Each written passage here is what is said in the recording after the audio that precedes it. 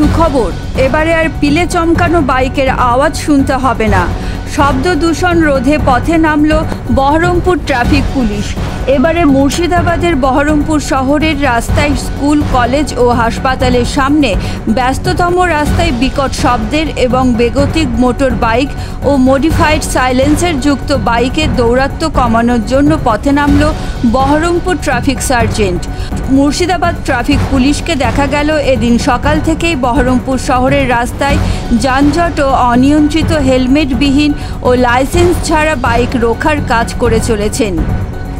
আজ Baharampur traffic OC sergeant Manoj Poddar বহরমপুরের বিদ্যাসাগর মোড়ে বেশ কয়েকটি বিকট শব্দযুক্ত সাইলেন্সার বাইকের সাইলেন্সার বদল করার জন্য ব্যবস্থা গ্রহণ করেন।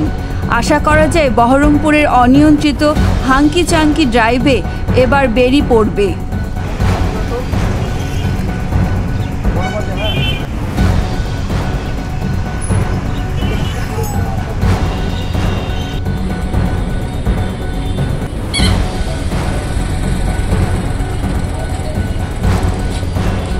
বাল্যবিবাহ ও অপরিণত বয়সে মা হয়ে যাওয়ার লজ্জাজনক ছবিটা বদলাতে বদ্ধপরিকর মুর্শিদাবাদ জেলা প্রশাসন ও স্বেচ্ছাসেবী সংস্থা সিনি।